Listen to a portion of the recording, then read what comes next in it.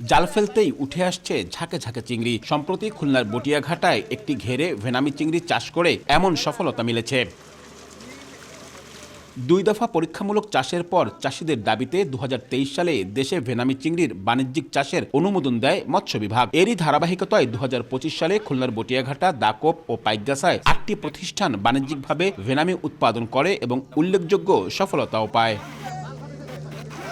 তবে নানা কারণে ভেনামিতে আগ্রহী হচ্ছেন না সাধারণ চাষিরা। 2024 সালে 14 জন অনুমোদনের আবেদন করলেও চাষ করেন মাত্র 8 জন চাষি। তবে 2025 সালে নতুন করে ভেনামি চাষের জন্য আবেদন করেননি কোনো চাষি। অনুমোদন প্রক্রিয়ায় ধীরগতি, মানসম্মত পোনা না পাওয়া, খাবারের অতিরিক্ত মূল্য সহ নানা কারণে উৎপাদন খরচ বেশি হওয়ায় রফতানি করতে পারছেন না চাষিরা। এসব কারণে আগ্রহী হচ্ছেন না নতুনরাও। ভেনামি ফিড নাই বললে চলে। যদি আমাদের এখানে পোনা এবং ফিড অ্যাভেলেবেল পাওয়া যায় তাহলে হয়তো আমাদের ভেনামি চাষ করে আমরা লাভবান হতে পারবো। আমাদের পোনা ইনপুট করতে হয়, খাবার ইনপুট করতে হয়, মেডিসিন ইনপুট করতে হয়, সব কিছু মেলায় আমাদের বাইরের দেশের উপর আমরা নির্ভরশীল। খাবারের দাম অনেক বেশি, মেডিসিনের কষ্ট অনেক বেশি, বিক্রির সময় আবার সিন্ডিকেটে পড়তে হয়, লোকাল মার্কেটে বিক্রি করতে হয় ভেনামি।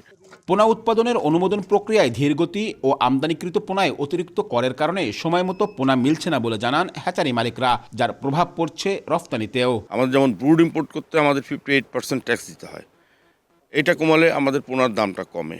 খাবারের ব্যাপারে কিছু এআইটি ট্যাক্স আছে, এগুলো কমাইলে আরও কিছু দাম কমে। সেক্ষেত্রে আমরা যদি ইন্ডিয়া সমতুল আসতে পারি তাহলে আমরা কোম্পানি এক্সপোর্টাররা এটাকে এক্সপোর্ট করতে পারি। মানসম্মত ভেনামি পোনার সংকট কাটাতে নতুন করে একাধিক হ্যাচারিকে অনুমোদন দেয়া হয়েছে জানিয়ে মৎস্য অধিদপ্তরের দাবি, ভেনামিতে নতুন চাষিদের আগ্রহী করতে নেওয়া হয়েছে নানা উদ্যোগ। হ্যাচারিকে অনুমোদন দিচ্ছি এবং লাইসেন্স দিচ্ছি। তারা এই প্রোডাকশনে আসলে আসলে সিডের সমস্যাটা আস্তে আস্তে করে সমাধান হবে। চলতি বছর খুলনায় 35 হেক্টর ঘেরে ভেনামি চিংড়ি চাষ হয়েছে। আধানেবির পদ্ধতিতে যেখানে হেক্টর প্রতি গলদা বা বাগদার উৎপাদন 10 টন, সেখানে ভেনামির উৎপাদন 35 টন পর্যন্ত।